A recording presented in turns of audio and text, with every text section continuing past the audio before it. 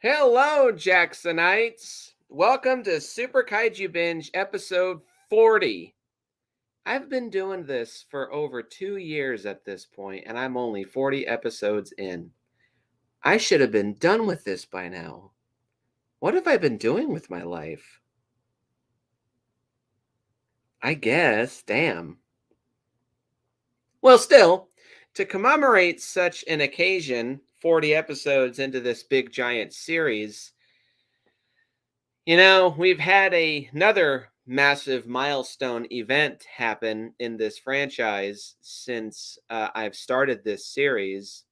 So, you know what? Let's go back to a previous milestone occasion in this franchise and talk about a movie that I have been wanting to talk about for a long while.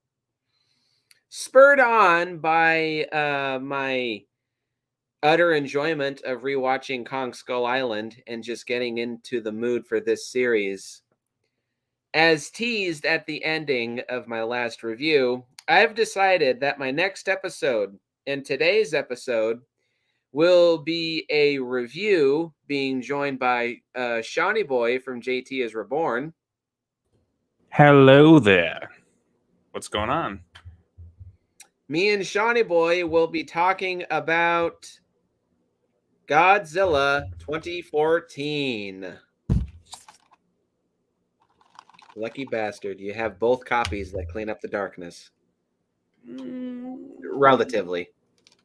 Better. As we will discuss later. Yes, indeed. This is like a full circle moment when you think about it, Nick, because that's how you found my channel, because this movie...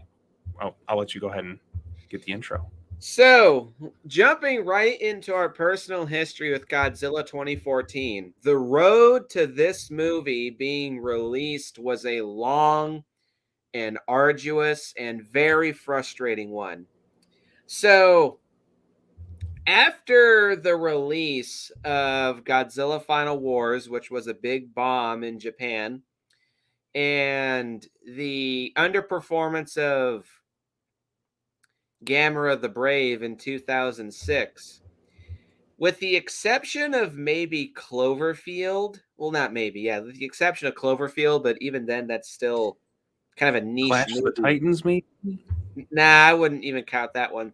After Gamera the Brave, the kaiju genre and kaiju fan base would enter not the first, but this was probably, at least for me, the most frustrating kaiju drought.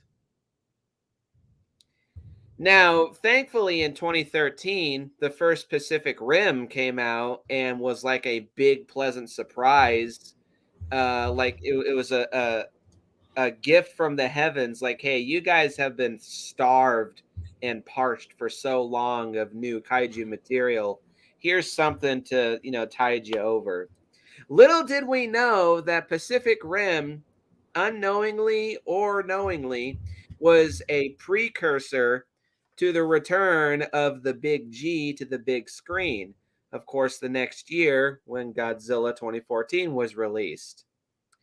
Godzilla 2014, I'm going to get this right off the bat. While it is not one of my favorite Godzilla movies of the franchise, I do hold many fond memories and very pleasant feelings towards this film because, like many other people who are kaiju fans, like of my age, this was the first Godzilla movie that we ever saw in theaters, myself included.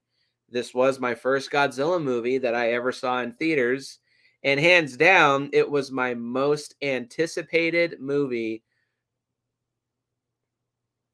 pretty much since I heard of it being first announced. I think it was that little snippet of a trailer released during that Comic-Con.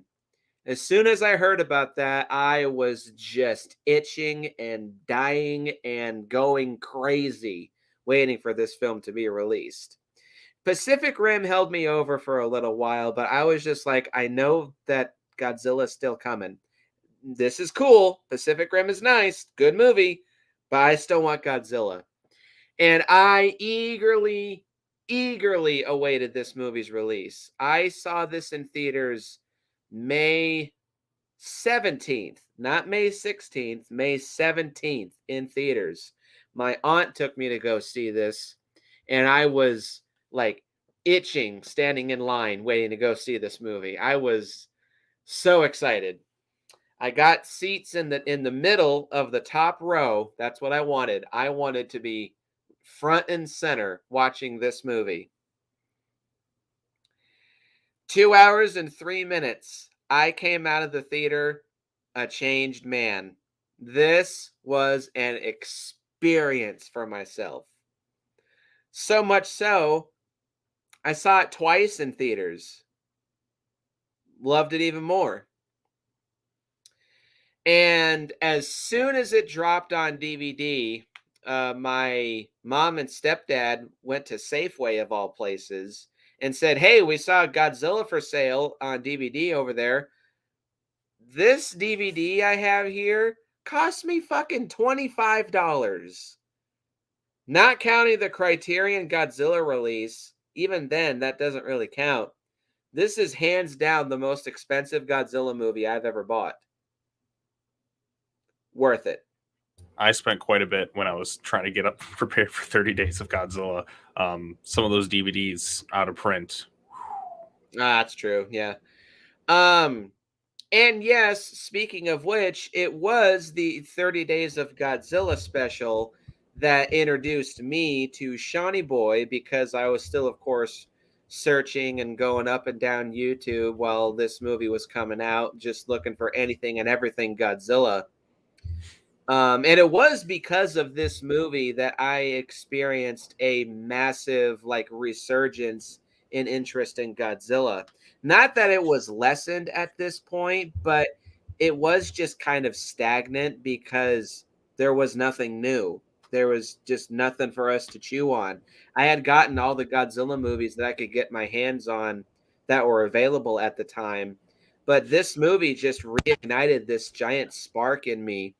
And leading up to the release of Godzilla 2014, I did rewatch every single Godzilla movie I owned during school, actually, of all things, during my movie making class. And so, yeah, what I'm trying to get to. So, again, this is not one of my favorite Godzilla movies, but I do hold a lot of very fond memories connected to this movie.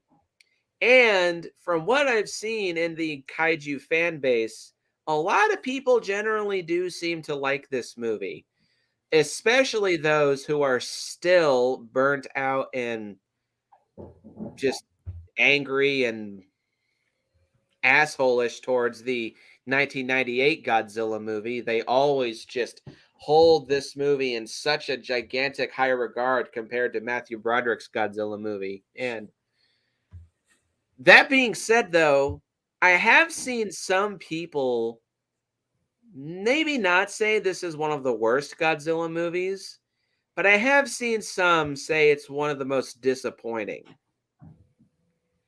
A couple aspects I can kind of agree with, but having rewatched this movie, because admittedly there was a point in time where I was pretty down on this movie, mostly due to me being spoiled by Godzilla King of the Monsters. That I was just kind of really not feeling this movie. But after two subsequent rewatches, I can still say 9 years after this movie's release, 2014 does still hold up for the most part. This is a good Godzilla movie. It's a great reboot and return to form, and a way better introduction to Godzilla American wise than the 1998 movie, as much as I love that film. 2014 is a damn solid Godzilla movie. Seanie Boy. I mean, where do I even start? The 2014 film, we were kind of in this huge drought of Godzilla movies, and when this thing was announced, I was in full blown hype mode. But I really wanted to do something kind of special for my channel when this thing came out, so I decided, you know what, I'm gonna do a 30-day marathon. I'm gonna cover every single movie, and then gonna release them every single day leading up to the release of this film on YouTube, and because I got to see it Thursday night back when they did like Thursday night previews, and or they still do, and then posted the video the next day, and that was a long, really intense, labor-inducing project to try and get those things out. I'm not fully Fun, proud. though. What's that? It was fun though. It was not fully proud of those videos these days because like my voice is kind of quiet and I'm like, still in the early phases of reviewing stuff. So I kind of want to like redo them at some point, like kind of remaster them, if you will. The JT's Reborn special editions, the version that we originally wanted, um, if you could call it that, at some point on the channel, kind of remaster them, maybe like redo the audio voiceover and maybe add some new points or something like that down the line. But I mean, it was a massive undertaking. I had so much fun leading up to the release of the movie. I mean, I was just getting so excited. Like, I was like insanely stoked for this movie. And for the most part, it delivered. Some things left me a little slightly disappointed. And we'll get to those in the cons. But I mean, for the awesome moments, they really deliver. And plus, without the movie, we wouldn't even be having this conversation right now unless the timeline shifted to some other avenue where we all ended up meeting together. Because, like, when I think about like, I mean, this movie kind of kept me doing this stuff as we are today because, like I said, Nick reached out to me. Therefore, I met Nick, met Jack, met Ryan, and then here we are today. For the record, viewers, I really did want to have Ryan join me for this review, as I still do believe this is It's his favorite. Yeah, either favorite Godzilla movie or favorite movie of all time. I think I've heard him say both. Mm-hmm. But Ryan is kind of unobtainium at the moment. So, oh well. Seanie Boy is a good close second. Right. Plus, you know what? It brings us full circle. True. Yes. I know. God, we're coming up on 10 years. 9 years. 9 years this year, and then 10 years next year for this movie's anniversary in the MonsterVerse. Boy, time really. Well, 9 years really is when the hype started because the trailer started coming out. I mean, obviously, you had that leaked Comic-Con stuff, but like the first real teaser trailer with some footage that we still have yet to see. I know there's deleted scenes for this movie, and Sadly, I want to see them. Like, what's wrong with just dropping them online? Warner Brothers likes to take 2 steps forward and 2 steps backward sometimes. It's a never-ending cycle with them, man. They're like the most dramatic studio. Them and Disney are the two most dramatic studios. You know who the most chill studio is? Lionsgate. You don't hear drama with Lionsgate. Universal, you'll hear. Never Lionsgate. Kind of Paramount too. Actually, no, I've heard some issues with Lionsgate over the years. Now you got me curious. Oh, and Sony, you'll hear issues with Sony all the time. We know their email leak situation. What I want to say Lionsgate and Paramount, probably. I would say Paramount too, yeah. But then again, I heard issues with the Ninja Turtles movies. That might more have to do with Michael Bay rather than Paramount themselves. Because, Michael Bay was the one who wanted to turn the Turtles and Shredder into aliens. I heard the actors were treated like the turtle actors were treated poorly. So true. Again, though, still could have to do with Michael Bay. Completely beside the point. But yes, studios and their drama. A24. You don't hear, but A24 is more of a smaller studio, but they're getting bigger. They just A24. You can't get greenlit unless you have a really bizarre movie. So the only A24 film that I've seen that I liked is Hereditary? The Whale. I've seen many others, but I finally watched Everything Everywhere All at Once. That was pretty solid. That was very unique and creative. That was pretty good. So it has Short Round in it. I'm good. Don't care. You have Kung Fu Jamie Lee Curtis in the movie at one point. I'm good. Don't care. Okay. Just thought you might be intrigued by it. I really enjoyed it. Like, it was a nice surprise for me. Okay, so back to 2014. Take you back to the past.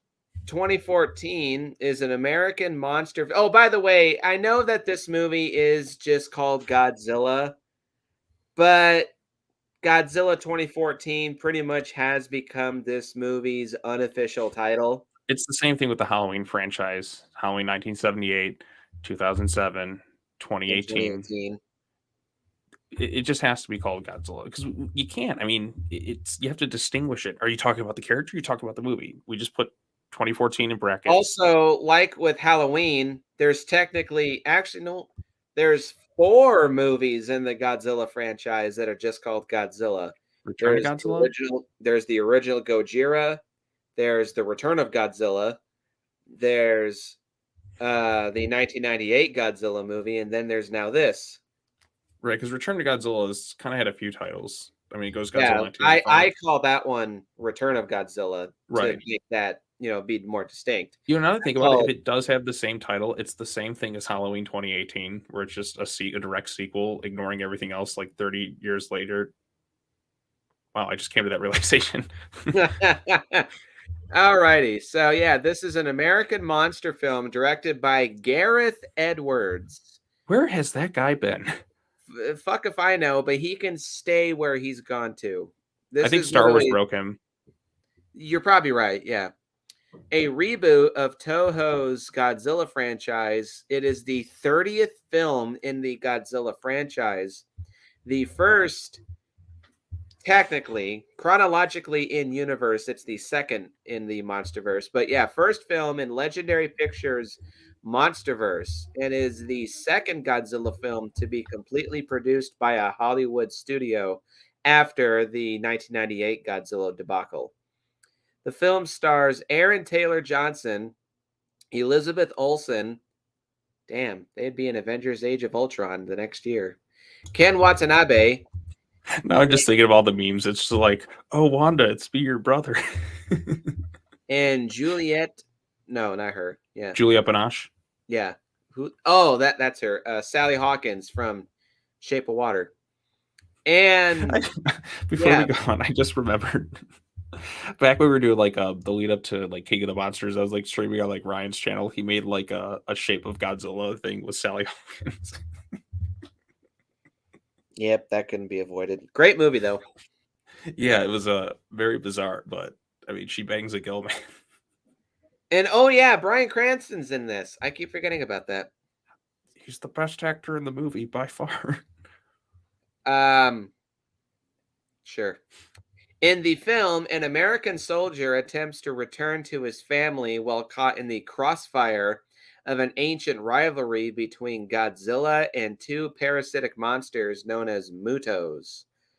The story and the process of this movie getting made is a documentary in and of itself, so I'm just going to skip over all that. Just knowing that there was lots of scripts written over the years. It was supposed to be an IMAX short film at one point, but that got dropped. That was going to be tried to be made into an IMAX Gamera short too at some point by Yoshimitsu Banno. That also got dropped because that guy could just never catch a break. Then this person was supposed to direct, and then that person was supposed to direct, till finally Gareth Edwards got his hands on it. And yeah, this movie was released May 16th, 2014, to generally positive reviews from critics who praised the direction, visual effects, music, cinematography, and respect to the source material. However, the script, characters, and Godzilla's limited screen time all received major criticism. The film also was a box office success, grossing $529 million against a production budget of $160 million. It's either this or Kong Skull Island that's the most successful. Kong Skull Island made the most money. Godzilla vs. Kong actually, like, I think is the most downloaded film of 2021, like the most streamed. But that movie came out in pandemic times, and so it was kind of limited screenings. But I mean, if it still made money, it would have made the most overall had it not been that Godzilla and Kong or whatever this new movie's going to do. It's going to do huge because the MonsterVerse is actually more popular now than it's ever been. I feel like after Godzilla vs. Kong came out and kind of saved movie theaters, this new one's going to be huge. The film's success prompted Toho to produce a reboot of their own, and Legendary to proceed with sequels with Godzilla King of the Monsters in 2019 and Godzilla vs. Kong, released March 24th, 2021, with a new movie set to be released March 15th, 2024. So this movie does have a And decent TV show opening. and anime, apparently. And It's, comic books, too. Can't forget those. oh yeah, we got the comics, of which, hold on one second. I have a few myself. I have all of them. Well, there's like a new one kind of coming out. It's like a Godzilla versus Kong spin-off one, but it's like going to be part of like this anthology book only. So I do not have Godzilla Awakening, the prequel comic to this film. I do. Technically, that's the beginning of the MonsterVerse when you think about it. Yeah, true. I do have the first edition of the MonsterVerse Titanthology. I got that too. Which has Skull Island: The Birth of Kong, which is a prequel still, but still sequel to Godzilla versus Kong. And this has Godzilla Aftershock, which is a direct sequel to Godzilla 2014, taking place before King of the Monsters. I wonder where the TV show is going to fall in. I know it's going to kind of like set after 2014, but is it going to incorporate Aftershock? Is it going to like? I know it's going to flash back because we got Kurt Russell in it. So, and then I also own probably my favorite of all the MonsterVerse comics, Godzilla Dominion, leading up to the events of Godzilla versus Kong. I really like Skull Island: Birth of Kong. That's a good one too. That's probably my second favorite. Kong is literally Batman. He watches his parents die, and you get the image of him like, okay. I never got that till now. And then Godzilla is clearly Superman, but more of a dick. Still Team Godzilla. With all that being said, 22 minutes into the review. Well, do you want to talk about anything else before we get into this? No, sir. I'll let you have the floor. Let us get into the plot of Godzilla 2014. In 1954, Godzilla awakens something. A prehistoric alpha predator is lured to Bikini Atoll in an attempt to kill him with a nuclear bomb. In 1999, 45 years later, Monarch scientist Ishiro Serizawa, played by Ken Watanabe, and Vivian Graham, played by, is that Sally Field? Or Sally Field. Sally Hawkins. God, Sally Field would have been an interesting choice now that I think about it. I just think of Mrs. Doubtfire. But anyways, continue, sir. Investigate the skeleton of a monster similar to Godzilla in a cavern unearthed by a collapsed uranium mine in the Philippines, Dagon. They also find two giant spores, one dormant and one hatched, along with a trail leading to the sea. In Japan, the Genjira nuclear power plant experiences unusual seismic activity as Supervisor Joe Brody sends his wife Sandra to lead a team of technicians into the reactor. A tremor breaches the reactor, forcing Joe to close the reactor door before Sandra and her team can escape while the plant collapses. 15 years later, Joe and Sandra's son Ford, a U.S. Navy EOD officer, explosive ordnance disposal, returns from a tour of duty to his wife Elle and his son Sam in San Francisco, but must immediately depart for Japan after Joe is detained for trespassing in Genjira's quarantine zone. Joe is determined to find out the cause of the meltdown and persuades Ford to accompany him to retrieve vital data from their old home. They learn that the zone is completely uncontaminated and retrieve the data, but are discovered and taken to a facility in the plant's ruins. The facility harbors a massive chrysalis that has been feeding off the plant's reactors for 15 years and emitting intense electromagnetic pulses over time. A giant winged insect-like creature emerges from the chrysalis and escapes, destroying the facility, and Joe is severely injured and later dies 42 minutes into the movie. Probably the most expensive actor aside from maybe Ken Watanabe. The incident is reported publicly as an earthquake. Sarazawa and Graham join a U.S. Navy task force led by Admiral William Stenz to search for the creature dubbed a Muto, massive unidentified terrestrial organism. Sarazawa and Graham reveal to Ford that a 1954 deep sea expedition awakened Godzilla. Nuclear tests in the 50s were attempts to kill him, and when this did not work, Project Monarch was established to study Godzilla and similar monsters secretly. They also explained that the Muto caused the Janjira meltdown, and Ford reveals Joe had monitored echolocation signals indicating the Muto was communicating with something, presumably Godzilla. The Muto attacks a Russian submarine and drops it in Oahu to eat its nuclear material. Godzilla arrives, causing a tsunami in Honolulu, and briefly engages the Muto in battle until it flees. Yeah, briefly. Sarazawa deduces that Godzilla was only listening as the Muto was communicating with something else, prompting the military to investigate the other spore stored in the Yucca Mountain Nuclear Waste Repository in Nevada.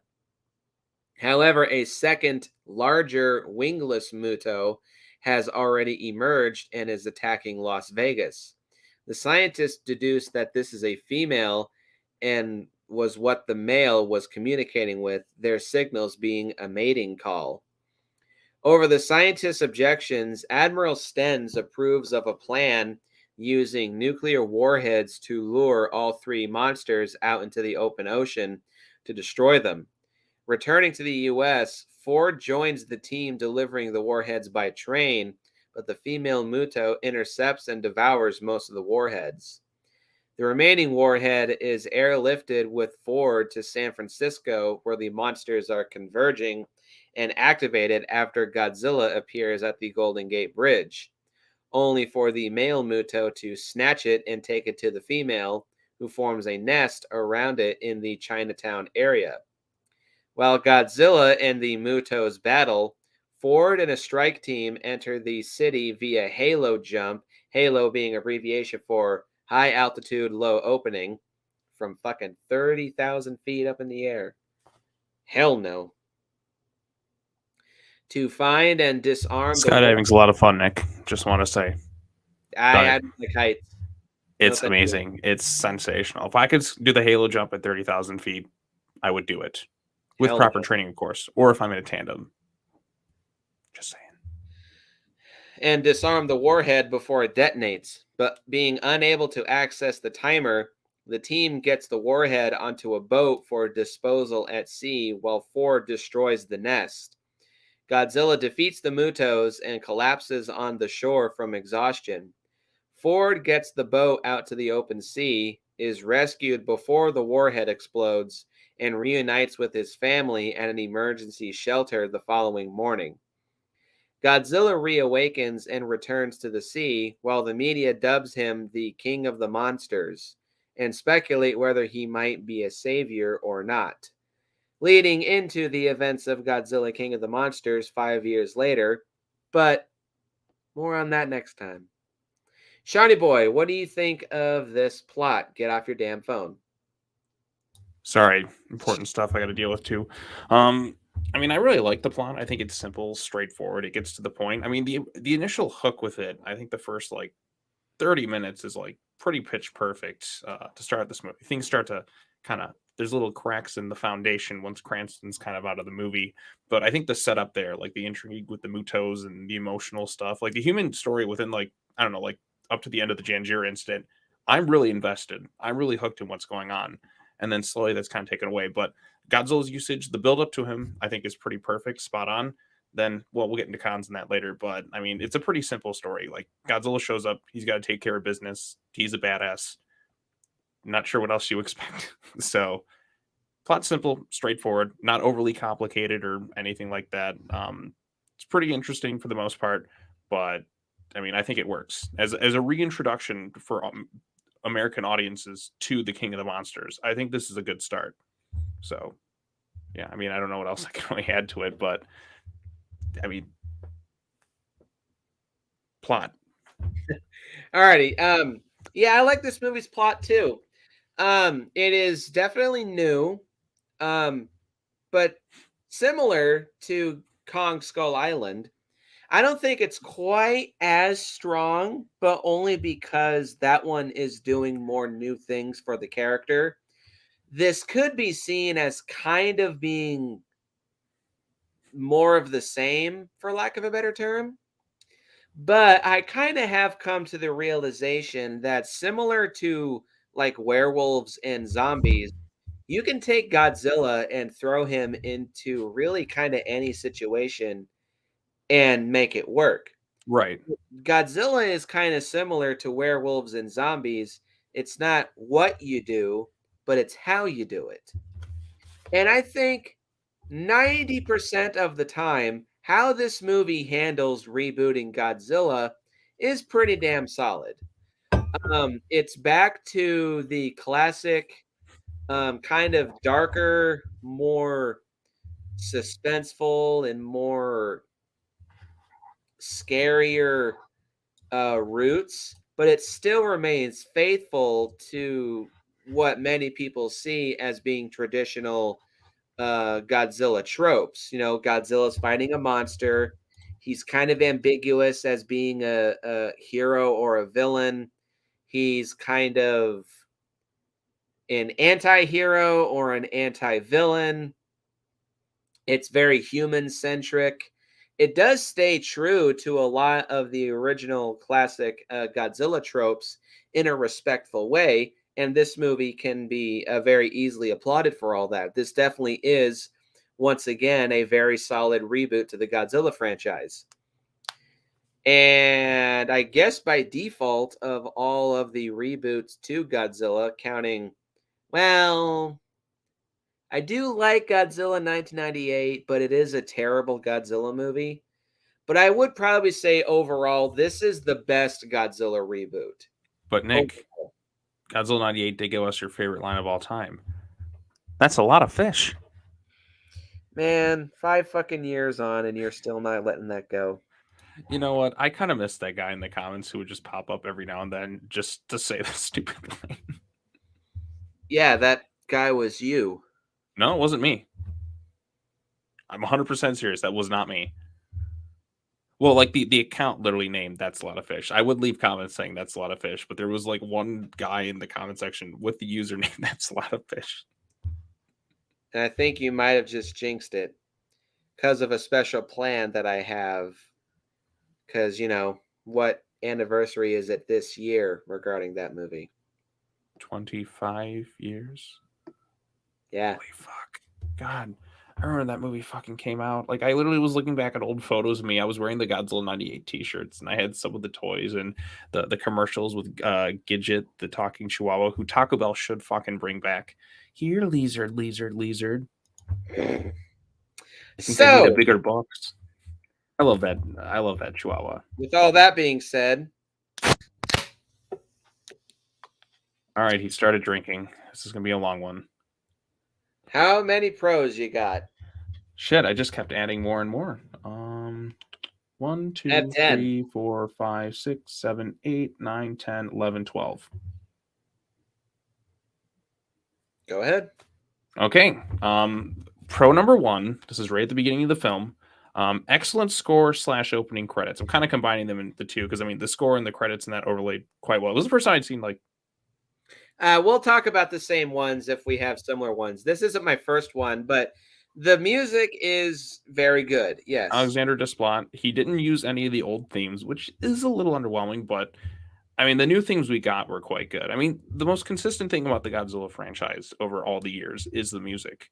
I mean, there's no bad score for any of the films. I can't think of one that's bad. The anime movies. I don't I like listen to the that score. much. Like, there's some really good tracks in there. That's like kind of soothing music. It's not the best, but I mean, I still liked it. I actually went ahead and ranked all the listened to every single score and kind of did a ranking of them all at some point. I gotta remember what order I had everything in, but I think I had King of the Monsters at number 1 because it was kind of the old themes but updated, but adding new things to it. And then there's a few others, but I mean the Godzilla music is really good consistently across the entire franchise. So But yeah, I mean, it does its own thing. It like it's amazing how Legendary Godzilla doesn't have one defined theme. He has like three entirely different themes with each movie. Although Junkie XL is apparently coming back for the next movie. Um, so I hope he brings back the classic Ifukube theme, but he probably won't. So, but I mean, I like the Alexander Despot, but you know what? I think the theme in GBK kind of works as like a bad guy Godzilla theme, but I kind of want. Let's try to keep talking about the next two movies separate. I want to focus on just this movie. Right, right. I was just more like referring to like how the musical themes of Godzilla still, even within the MonsterVerse, has changed multiple times. But I still really like the music in this. I think Desplat did a great job. The emotional beats are there, the epic, triumphant feel, the suspense, the tension. It really adds up and matches the film and the shots and everything quite well. So there's pro number one. I agree. I do like this music. It's not one of my favorite scores, but it is very distinctive. And Mhm. whenever somebody does hear this movie's music, they're so quick to, say, "Oh, hey, that's 2014's music." Yeah, that one specifically. I was never really bummed out that they never used any Akira Ifukube music. Because I mean, I would have liked it, but Right. I do appreciate that the filmmakers were trying to do their own thing with this movie. Hmm. And all of the new things they do for Godzilla are still appropriate and they still work. You fucking slob. Um, but yeah, the music is tense and thrilling and suspenseful. Good, greatly emotional. It's badass and triumphant, and it gets your blood pumping when it needs to. It's a very good and very varied score. There's a lot of range of emotions that this movie conveys with its music. It can be happy and go lucky 1 second, Daddy's Cake every night. It can be sad, Bryan Cranston is dead, that I really don't give a shit about. It can be creepy and suspenseful Oh with god, female daddy's cake Muto. every night. It Daddy's home equals cake every night. I should have added that as one of my pros, but it's because it's It could be creepy and suspenseful when the female Muto is stalking around the train tracks, and it can be uplifting and triumphant when Godzilla delivers the kiss of death and goes back into the ocean. such an Awesome. awesome scene. Well, we'll get to that. But yeah, the music is great. Again, not one of my favorites, but it is distinct and memorable in a good way. Continue. Okay, so pro number two is this film, I think, has the best sense of scale out of any film within the Monsterverse. One of Gareth Edwards' best strengths is showcasing a sense of scale in all his movies. I mean, this Rogue One, like you feel the size and impact of these massive creatures with every single shot. Like Godzilla's first build up when you see the big foot stomp, then you see the big explosion, just the build up and the pan up to his face. But I think too is because the way he filmed it at kind of ground level. So like he didn't have like digital cameras, if you will. He tried to film things from like a human perspective to really emphasize the size of these titans. And every frame that they're on screen, you really feel like these things are massive. Like, I mean, Godzilla's tail when it comes up to the Golden Gate Bridge, the foot stomp, the build up to like seeing him for the first time in all his immaculate glory. This thing that you feel every single step, every single impact, and seeing this thing in IMAX, amazing, incredible, best sense of scale. So, pro number two, good. Go ahead. Number three. Don't worry, Tavia. No, We'll get go to ahead. that. And pro number three, the emotional opening of this film. I mean, sometimes with Godzilla films, some of the human elements don't quite work. But I think this The film, original. in some ways, Serizawa's stuff was really good. Like the scene with him and the little girls where he's watching on the TV, like that's an emotionally impactful bit right there. Emiko Yamane, not so much. They're kind of like so, but Serizawa in the original film was quite good, and I liked Dr. Yamane at that, but that's beyond the point. But this film, the opening was so well done. It's like that beautifully tragic thing. I think Frank Darabont like worked a little bit on the script, and He This did. scene, Yep. that scene feels like it's something right out of what he would do. I mean, when I think back to The Mist and that tragic ending, that felt like a Frank Darabont touch. You I know what I'm think talking about? he When he has to lock also his I think he also wrote the scene when Godzilla locks eyes with Ford. Mhm. I think he wrote that in too. Right, right. Like the scene with Cranston where he has to lock his wife in. Like that's one of the most gut-wrenching scenes in any Godzilla movie I've ever seen. You just see like the pain in his eyes, and Cranston's performance is so good, which goes into my next pro number 4, which would be Bryan Cranston's performance. Like every scene that this guy is in, he is going for it. This is right after Breaking Bad. He hits the emotional beats quite well of a man who's just heartbroken by what he's had to endure. He feels responsible for his wife's death. Everything about that opening and with him and that, like really selling it, um, had me glued to the screen with it. I'm like, holy shit, like this is what we're going with this thing. I'm really liking it. So, and then unfortunately, he kind of gets killed off, which is really bad, but we'll get to that. We'll get to the cons, but emotional opening, really strong stuff, and you even see Ford as a kid, just like the music and everything, just the visual storytelling too of like how he has to watch the factory go down. I don't know, and then just kind of like cuts to him in modern times. You kind of feel the impact of it. Like I really liked it. It's something that I haven't really.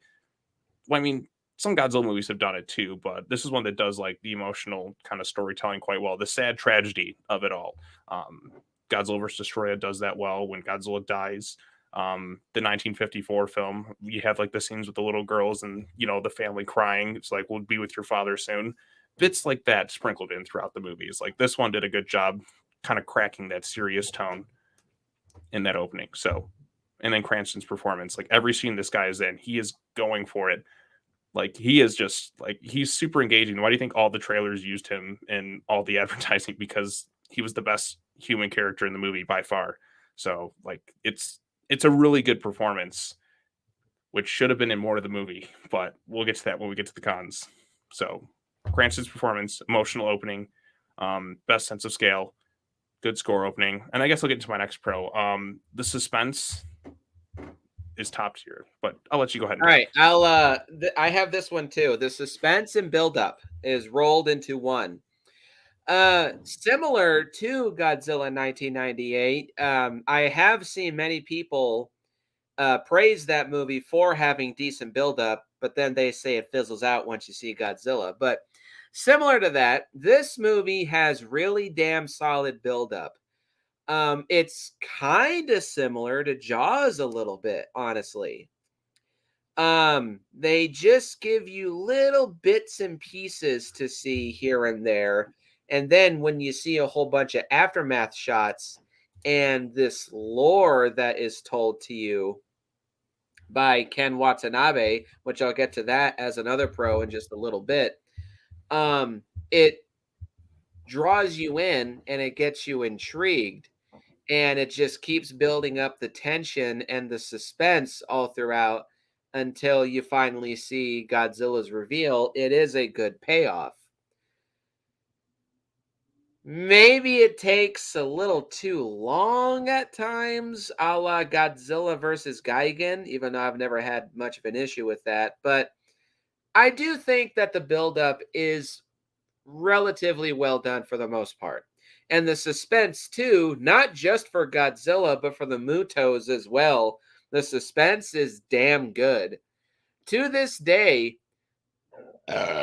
when Ford and that other guy are laying on the train tracks and the female's skulking around um, below, that still like makes me really tense up and kind of activates my fight or flight instincts. Feels like something out of Jurassic Park too. Like, like Yeah, a little bit. a little bit too. And like you said, Jaws, there's a lot of Jaws influence throughout the entire MonsterVerse. Every Godzilla MonsterVerse movie has some sort of Jaws influence. The True. Brody Yeah. family in this one, they wanted to have the slow burn suspense without seeing the beast so much. King of the Monsters, what's the device called? The Orca. Godzilla versus Kong. When he's Ship dragging the attached ship. to a chain. Yep, and you have the fins like the shark and Jaws. Every MonsterVerse Godzilla movie has some sort of Jaws influence. So I'm looking forward to seeing what the next movie does. It has to have something. It's kind of a consistent thing movie to movie. But yeah, I agree. Like I said, the suspense, the tension, the build up to Godzilla is outstanding. Like I said, I have no problem building up to Godzilla the way they did. I don't mind even waiting because the build up and the reveal is just all the more impactful. Gareth Edwards is really good at building tension and to the big epic moments when we do get them. Like you really feel the impact because we're not really bombarded with so much throughout the runtime. When we do get those big moments, they feel bigger and more impactful. Case in point, when we get to another pro I have down the road. So, but continue, sir. Um, Pro number 3 is sort of similar to what Seanie Boy here was saying about the sense of scale. For me, it's the decent realism. In a similar way to Kong '05, this movie introduces kaiju into a modern, more realistic way that I do think is well done. Again, unlike Kong 76 or even Shin Godzilla 2 years later, where those movies bend over backwards to be as realistic as possible, that they just strip away all of the fantastical elements in an attempt to stay as realistic as possible, which is admirable. It's just not for me. It really is not. This movie does it in a way that I really like. It's a good balance of being quite realistic, but it still does keep its fantastical, fun elements to it. This one is the least of which because I feel like they were definitely really trying to make this feel plausible in kind of a, because this is only 2 years after The Dark Knight Rises, so those influences I do feel are still kind of strong at this point. But this does feel like it strikes a good balance of being quite realistic, but it's still fun to watch and fun to be engaged with. Because I will say, had this movie just been another solo Godzilla movie, this probably would have been one of my least favorites of the entire series. Oh, wait, that's Shin Gojira. Shit. But yeah, I like the realism of this movie. And pro number 4, I was just about to get into this, is the new lore. I like the new version of Godzilla history that is introduced to this movie. And I like the backstory and the. Okay, so one of the biggest things that me and Trevor Boy would talk about all the time is how modern movies don't like to play the tell, don't show game. Like modern movies don't let talented actors paint a picture with words. Like in the original Predator, when Billy was saying what was going on with the firefight, you don't see anything, but his performance and his dialogue paint a picture in your head, and you have to fill in the blanks. Or in the original Terminator, when Kyle is telling Sarah about what happens in the future with Skynet, the movie just lets Michael Biehn spout off his dialogue and paint the picture of what the future looks like, and you have to fill in the blanks. You know, it's kind of reverse visual storytelling, if you will, but like in an impactful way. Rather than just dumping so much exposition that's not engaging, it builds it kind of leaves the rest up to your imagination of what's So going hold on. on. I think that Hollywood has invented a new version of that. And Kong Skull Island does this in a better way, but it started here. And this has to do with one of my favorite scenes in this movie. It's the "It Awakens Something" scene, where Dr. Serizawa is explaining the history of how Godzilla came to be known by the world. This movie invents what I think is the most famous example of the tell, don't show approach. Going back to Jaws, the USS Indianapolis story. Just let the actor act and tell a story and paint the picture in your head. This movie invents an adaptation or evolution of that kind of scene. You still have a talented actor, Ken Watanabe, telling you a story.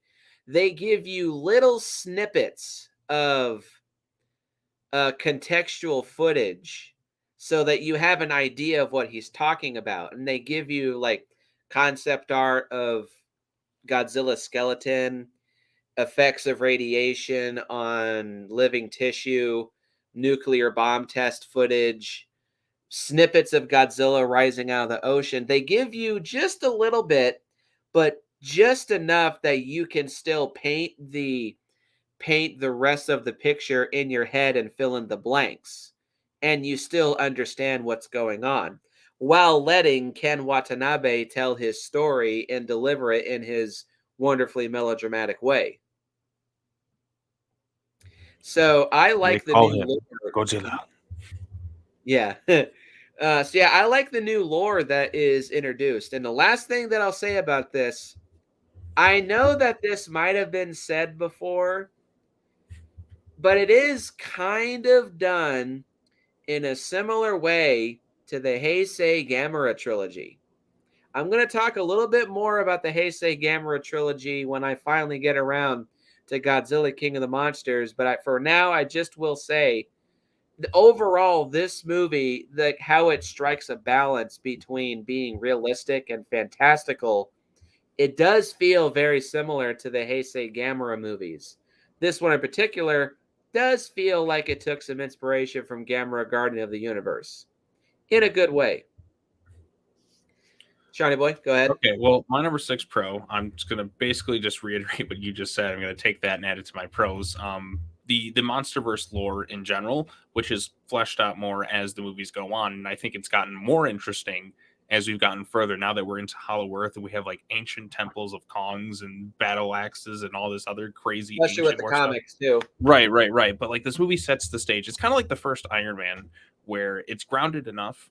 One last thing too, I will say that I mean, yeah, the comics are cool. I will say though, unlike with what Disney was doing with Star Wars, where they'll have a whole bunch of shit in the movies and then people are asking for explanations, they just say, "Oh, well, read a book," and it explains what happens in the interim. And it's so that kind of makes it forced required reading. Mhm. The MonsterVerse comics, yeah, they do provide some extra insight and like they do explain some things, but they're not absolutely required. The movies still feel like they answer their own questions and they Right. give you enough to infer from context. The comics just provide more context. And they build on the mythos a little bit. Yeah, it's there if you want it, but it's not absolutely required. That's another thing to love about the MonsterVerse. Each movie, you can watch them and jump into them, no problem whatsoever. Maybe a hint of explaining, but it's kind of already done in the movies. Like the opening credits tell you the story too.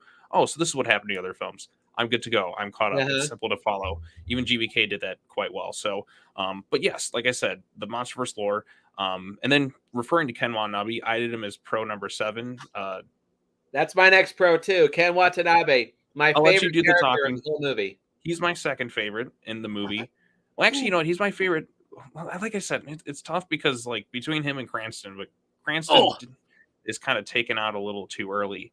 But Ken is really great. I especially liked him more in the next movie because I think he's given a little bit oh more to yeah. do, and he has to me like one of my favorite scenes. My favorite scene in the MonsterVerse is the scene with him and Godzilla sharing his final moments together with him, like the goodbye old friend scene. That to me is a nice role reversal of the 1954 film, and it's emotionally impactful too. He's taking something that was as tragic as like this atom bomb, kind of flipping it and using it for something in a positive manner. It's kind of like the reverse oxygen destroyer, if you will. But Ken is really good. Every line that comes out of this guy's mouth feels iconic. We call him Godzilla. Like that one's pretty good. And of course, Let Them Fight has stood the test of time as one of the most iconic. Like the MonsterVerse has a lot of iconic lines, I feel, that have kind of stuck around with some of the lines. But Let Them Fight is one that I think in particular, delivered by Ken, has really stood the test of time. I mean, people still meme it all the time. To answer your question, Tevye, I think Godzilla would kill the Cloverfield monster. Yeah, me too. I know like Cloverfield Paradox made it super big, but you can always choose a very super big Godzilla to counteract it and wipe the floor with it.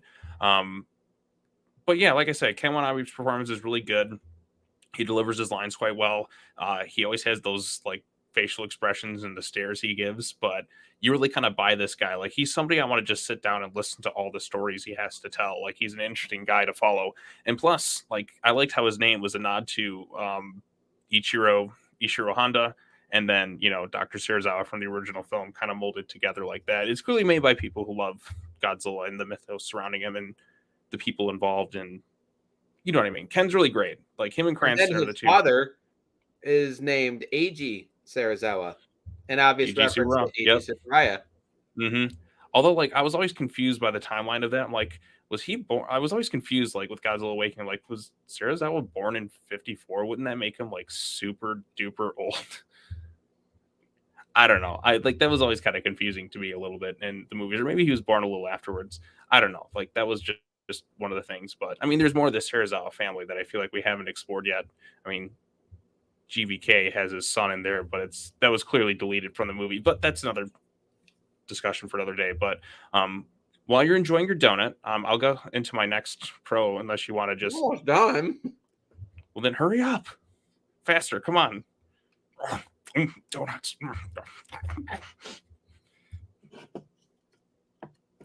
Come on, open. There we go. Sugar and donuts. You're gonna crash in a minute. All right. Stop it. You're distracting me.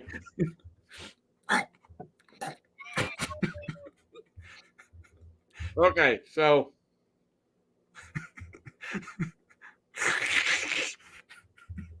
I'm going to whip you. Okay. Fuck. God damn it. Okay. Oh man, I got a case of the giggles. All right. So Ken Watanabe, hands down, is my favorite actor in this movie. And Dr. Serizawa is my favorite character. To me, he's really the only good character in this movie. The rest of the cast is purely functional. A spoiler for one of my future nitpicks. I do think that his acting, like I said, is a bit melodramatic at times. It just feels like it's overly dramatic for the sake of such. Let them fight. Trailer line. We call True, that's very much trailer line. But hey, Let Them Fight has become a very popular GIF used for years since then. I mean, people and the MonsterVerse like actually like has a lot of memes associated with it that have kind of stuck around. There's the Ghidorah one with the 3 heads, just which is pretty fun. You gotta be fucking kidding me. Look, there's one. Sounds like a bird, but it's a fucking ant. Yeah, good You stuff. look better than a hot dog and a beer. Wrigley Field on opening day. I call them skull crawlers. Why? Because it sounds neat.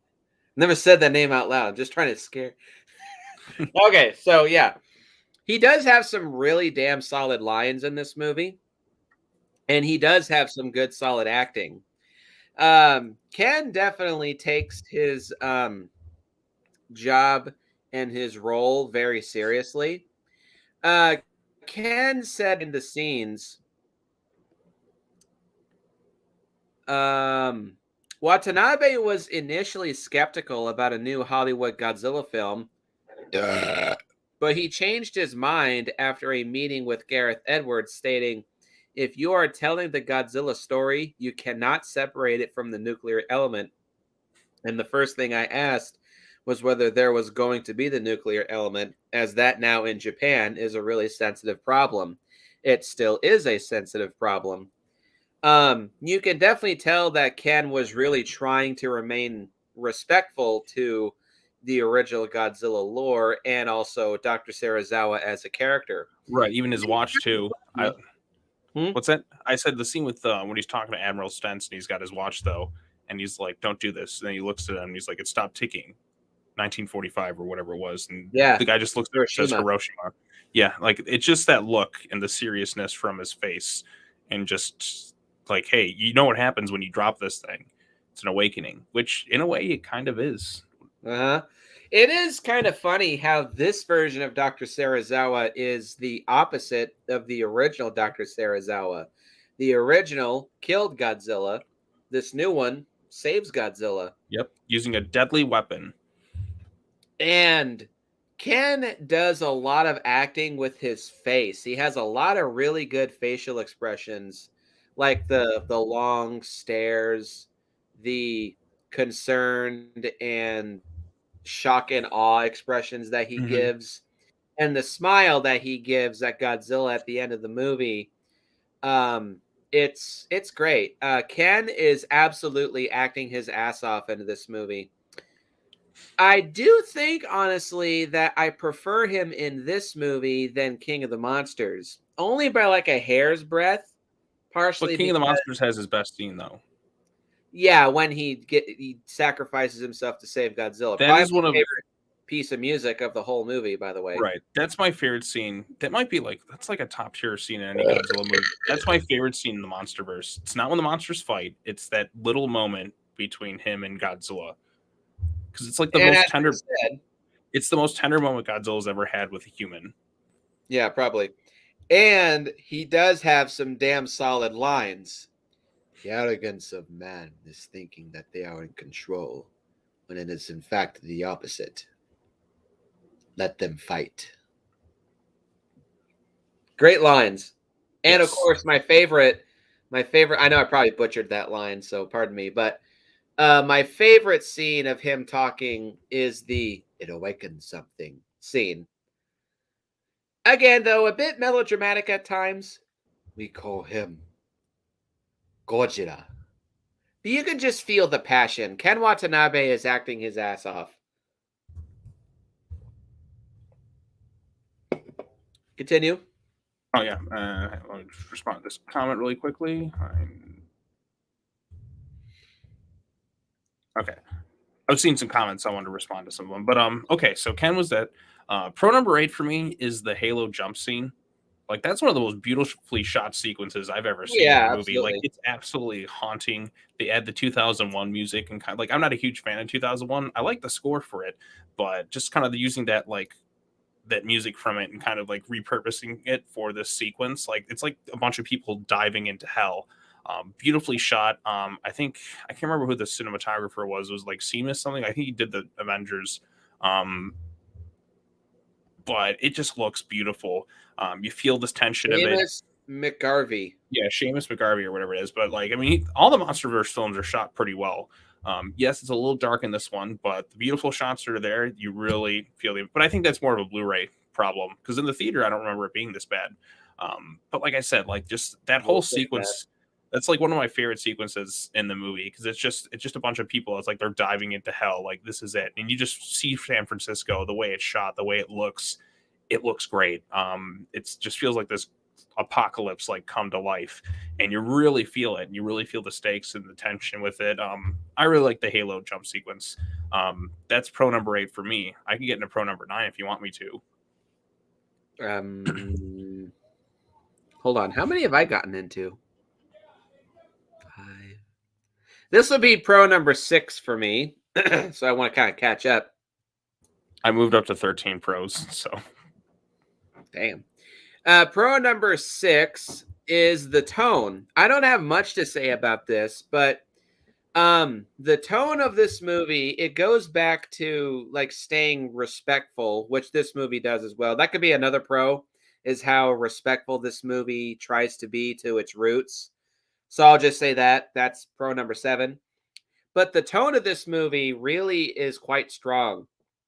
This movie isn't campy. Um, it's not goofy or silly. This is a good reintroduction to classic darker Godzilla. It's not dark and bleak like the original or the Return of Godzilla. It's I would say it's serious. It takes itself seriously enough to, convey a sense of dread and have good suspense and kind of have some horror-esque elements to it. Um, and it has a decent sense of scale too. Um, there's one other aspect of this that I'll talk about when I get to the monsters, but yeah, just overall, I really like this movie's tone. Um, and again, it's a really good way to reintroduce Godzilla to American audiences, a way that makes you take him seriously without it being goofy or campy. It's still awesome and badass, creepy and suspenseful, but it's still entertaining. Excellent, excellent. So, pro number 9 for me is the atomic breath scene. I don't know, like I kind of want to combine this with another one, atomic breath scene, but I'm just thinking I'm gonna separate them as two because there were two applause worthy moments when it happened in my theater. The first one is the first time the atomic breath happens after Ford blows up the Muto's nest, and I like how the Muto just kind of looks at him and it's like, "Oh, you motherfucker, you son of a bitch, you blew up my nest." And then all of a sudden you hear like almost like a thunderous sound, and then you just like see the screen kind of light up, and then for the first time, we see the 20 Godzilla launch the atomic breath. Now it's not quite as powerful, and they do explain within the mythos that the Muto's EMP. Oh, I was like, what the hell is that sound? The Muto's like EMP thing weakens the atomic breath because, as we've established in this universe, his atomic breath can get pretty powerful enough to drill a hole to the center of the earth. That's a bit much for me. Even I'm just like, wait, he did what? um, It's cool. it's cool, but I'm like, my God, like, and then before it could barely dent a monster, but I'm gonna leave that to the EMP thing and the fact that he's been out of shape for a while. But anyways, like the first time we see the atomic breath, the build up and just like the audience reaction, like everyone in my theater started clapping. Like this was opening night. We're like, yeah, get him, you son of a bitch. Like that was really, really cool. I guess I can move into my next one, which aside from the first time, actually, you know what? I had it as 11, but I'll move it to 10. The Kiss of Death. The Kiss of Death is one of the greatest. When I saw that, like Gareth Edwards is really good at kind of like having these really epic moments that kind of come out of nowhere that just make you shit your pants. The Kiss of Death is one of them, and of course, Rogue One, the Darth Vader hallway scene Oh is yeah. one of the coolest fucking things I've ever seen. The Kiss of Death, when I saw it, I was like, I like, I was like, I'm like, that's so fucking awesome. Like, that's one of those like really awesome death scenes. I mean, they tried to do it in the next movie, and they did, but like, I don't think you could just top the Kiss of Death. The other MonsterVerse movies have tried, but I think Kiss of Death is to be like about as good as it's gonna get because you've never seen Godzilla do anything like that where he just like rips the jaws open and then he just like and decapitates it. Like that's one of the coolest fucking things I've ever seen in a movie. It's fucking awesome. I mean, like what else can you say? It's fucking awesome. Um, First time I see Atomic Breath, Kiss of Death. Holy shit! I mean, go Pro ahead, Nick. number 8 for me is this movie's got some great epic moments. There is the male Muto's hatching, like when it spreads its wings and flies away. That's like a really good introduction to the monster action. But then there's Godzilla's first appearance when he shows up at Honolulu and roars at the screen. Which is great. It's like I was like tensing up in the theater waiting for that. Then there's Godzilla's giant roar as soon as he starts fighting the female Muto, where he roars for like a solid minute, whatever how long it is. Um, there's Godzilla killing the male Muto, tail smashing it into a building. And then, of course, there's the Kiss of Death, his roar to the sky, and his uh, roar to the sky right before he goes back into the ocean. This movie knows how to celebrate its monsters and show off its monsters in these big, badass, epic moments. This can lead into, well, actually, I'll hold off on that. Pro number 9 for me is the Mutos. None of these are some of my favorite monsters of the whole franchise. But similar to what I said about the skull crawlers for Kong Skull Island, this movie does a good job of showcasing how I think it's pretty obvious that, especially for Godzilla, the Mutos are kind of like grunt monsters. Mhm. They're nothing overly dangerous for him, but they still are a legit threat. Mhm. The same friend who got me this classic Universal set here, she watched this last night, and I asked her what she thought of the Mutos, and she says she puts it well, in my opinion. At first, I thought they were really lame, but they definitely grew on me, as for me too. I like how they're creepy bug like things, but still look unnaturally alien. I love how much bigger the female one is than the male, which is a very common thing in the animal kingdom, females being larger than the males. Sharks. Dinosaurs, reptiles, birds. Um, and they were an interesting and unique way to introduce Godzilla to American audiences and having an adversarial monster. They're a good starting foe, like Right. with the skull crawlers for Kong. They have unique designs too. They do look very insect-like, even though they're mammals. And Right. they And I also, know some people have said they're very Cloverfield monster-like in the yeah, art in the limbs. seen that before. Yeah, it's in the mainly it's with the female Muto. She looks very much like the Cloverfield monster, and it's with the large, broad shoulders and long limbs, and they do move kind of similar. Mhm. And they kind of have some similar sounds. The Cloverfield monster sounds more like a giant horn blaring, but they do have like these like similar long, screechy, echoey Mhm. sounds. Um, but yeah, the Mutos are not some of my favorite monsters of the franchise, but they're certainly unique. They look cool, and they do feel like a good, worthy adversary to Godzilla. Yeah, that's I mean, that was my next pro, which was number 11, was the Mutos, and I feel like you pretty much covered everything I want to say. They're far from my favorite Godzilla opponents, but I think for a reintroduction to the character, they're a good like warm up for things to come, if you will. They're interesting designs. They look kind of cool, and I was excited to see some new monsters because I feel like we haven't really gotten new monsters in a while. It's always kind of been rehashing of like the same things. And obviously this movie would hint at Mothra, as you're saying in the comments, Tevya. There is that one little Easter egg at Ford's house where Uh-huh. it's That's Mothra. cool. That's pretty cool. Although now that I think about it, like knowing how Mothra appears later on, I wonder if there was more hints of things going on there. Um, No, I don't think that. It's just like they were hinting it as an Easter egg, but I don't think that they were hinting at a larger interconnected universe. That came out of nowhere.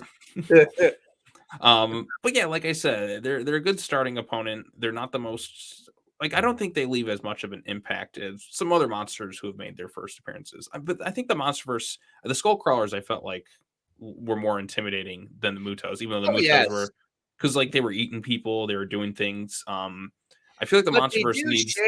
they too do share a similar threat that on their own, they're not that much. But if they spawn and breed and Hmm. spread, they're a huge problem. Hmm. And I know the comics do introduce, like, I think it's Godzilla Aftershock that showcases that the Mutos helped kill Muto off Prime.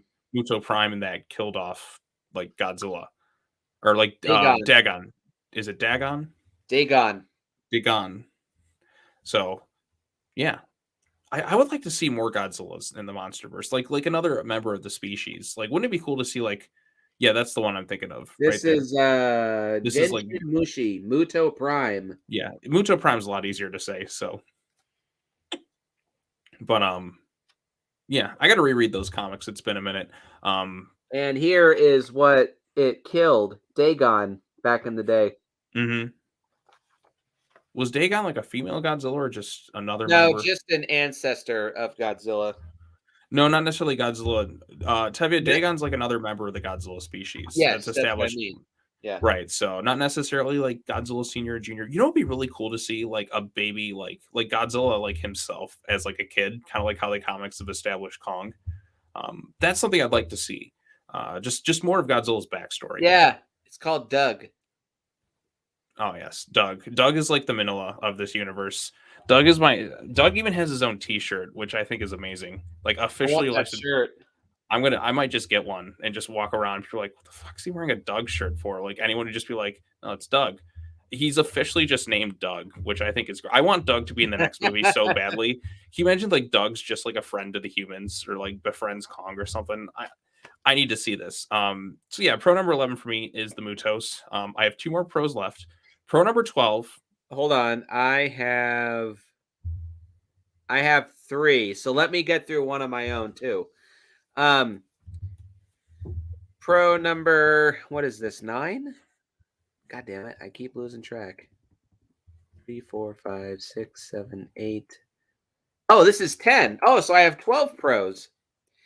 Pro number 10 for me is Godzilla himself. That's one of my pros too. But I was Okay, gonna go say this. ahead. I'll let you go ahead and talk first though, Nick, because that's like I say that as my last one, but I have one more before it. So this Godzilla technically kind of has 3 names. Legendary Goji as the overall character, but for this movie, the design of Godzilla Goji. is Gare Goji, yeah, named after Gareth Edwards. I will fully admit I prefer the next design strongly over this movie's, but I do still really like this design for Godzilla. It does still kind of like with the new graboids in Tremors 5. You can take one look at those and just say that's a graboid. With this movie and with this design, you can take one look at Godzilla and just say that's Godzilla. Still very new, very fresh and original, but it does still pay respect to its roots, and it does still scream Godzilla. Uh, I will admit that I was not a big fan of the new design or the new roar, especially the new roar. The new Roar was kind of hit or miss for me too. They do improve it in the next movie by including some of the classic. It doesn't. There's something off about it. Like it doesn't. It feels too digital. Maybe a little bit, but I actually now really love the new Godzilla roar for this design. I similar to like, it's not my favorite. I will always prefer like the Millennium Godzilla roar. That's my favorite of the whole franchise. But like with Kong's design in King Kong '05, it's not my favorite, but for what the movie is doing, it works perfectly. For this design and for this universe, this Godzilla design and the new Godzilla roar work perfectly, in my opinion. Again, I prefer the next design, but this Godzilla in this movie is still badass as fuck. Very fun to watch. He's very threatening and intimidating and very fun to watch. He's a great sight to behold. And it just feels like Godzilla. Can't go wrong. Go ahead. Okay, well, I guess I'll just kind of reiterate what you said. Number 12, Godzilla himself. I'll just save my last one for afterwards. Pretty much everything you kind of said there. I really like the design when they first showcased it. That was always that's always the most exciting part when a new Godzilla movie comes out, like a new iteration. You're like, okay, what's the design going to look like? What's he going to look like? How's it going to look? But this design has really grown on me as like one of my favorite Godzilla designs. Maybe it's because like it's a Godzilla design where I'm actively in the fandom from the get go. I mean, the Heisei films, like everything kind of molded together when I was a kid. Mhm. And like the Millennium series constantly changed it like multiple times throughout that era. But this is a design that stayed consistent for the past 10 years. I mean, obviously the dorsal plates changed with the next movie, and there is an explanation in Aftershock about what happened. I mean, there's a lot of debate over the Godzilla dorsal plates, but I like them more in the next movie more than Me I do too. this one, but I still like the dorsal plates here. But like I said, it's like a deer and its antlers. They kind of shift over time. And obviously, like his finishing move in the comic book changed his dorsal plates, which I am curious about, like how the TV show is going to play it. Is it going to be the other design, or is it going to be this one? Or are they just going to kind of be like, it kind of changed? But design is great. The roar, I was a little iffy in some instances of the roar. It just, I like the like it's kind of like it's kind of like a like kind of goes up and down in terms of pitch more. Like this one, it just kind of just like it starts and then it just kind of just I don't know. There's something kind of off about it. Like there's that one scene where he just roars at the camera. It it doesn't. It feels too digital. It doesn't feel like a roar as much. It sounds too artificial. The other one, yes, I know it's like used instruments to make the roar, but it felt more like an animal roar. Like this one, there was something kind of off about it. They did kind of correct it Oh, in the next movie a bit, but just a little bit off in this one. I think like his final roar is great, but there's like some bits where it just felt a little off in some instances. It didn't feel as authentic. I don't know. Like there's something off about it. I can't quite put into words. But the design's great. His presence, like the way he's portrayed, is a bit more of an anti-hero of mhm, sorts. Where he just kind of like his portrayal in the movie is great. I do like when the next movie kind of fleshes out his personality a little bit more. But here he's kind of like a curious animal because this is his first real well, I mean, he's kind of in the 50s and that, but this is like a reintroduction to modern times. He's kind of curious. Like he looks at the Golden Gate Bridge, he kind of plays with it a little bit, trying to figure things out. But now, like he's pretty comfortable back in modern times. Like he's back on top of the throne. He's here to get shit done and take mhm. care of business when it gets out of line. I kind of like how he's just this animal who's like, all right, this shit gets out of hand, it wipes everything out. He's like Earth's defense system, if you will. From Yep. it doesn't matter what the threat is. It could be mankind, it could be Mutos or extraterrestrial. Godzilla's there for the planet itself. He's here to keep things in line. And Very similar to Gamera in the Heisei Gamera series. mhm. Yeah, so I love Godzilla in this thing. Every time he was on screen, he just had such an impactful presence. He looks great. This has become one of my favorite Godzilla designs. I mean, yeah, it's changed a little bit, but it's mostly similar, like movie to movie. It's just the dorsal plates and maybe some of the claws a little bit changed slightly. Like you don't really notice the feet too much, but the dorsal plates are the clear change, but I like the newer dorsal plates a little bit more because they're more remnant. It's kind of taking the 54 one and just kind of placing Mhm. him on his back. And I think, like I said, I like the more unique kind of molded designs rather than just like pure crystal cut or whatever dorsal plates. But like I said, great design. The character is pretty spot on, like the way I'd Mhm. imagine Godzilla. He's not necessarily a villain, which I was because like we've grown to root for Godzilla so much over the years to the point where I don't necessarily want to see him as the villain because like I just like him too much. You know what I'm Yeah, saying? me Like this too. this I is I like like him best as an anti-hero. right, like or like the whatever you want to fit the definition. I even like good guy. I like him shaking hands with Jet Jaguar. I like villain Yeah, Godzilla. me too. I just love the character in general. He's so good at everything he does. But I think kind of that in between is probably like the best balance. Although part of me is kind of missing Godzilla shaking hands with Jet Jaguar at sometimes. Like I really want to see or like the thing I want to see most that the MonsterVerse has not tackled yet is Godzilla as a father. I think that could give you some new interesting layers to the character that modern audiences have not really seen.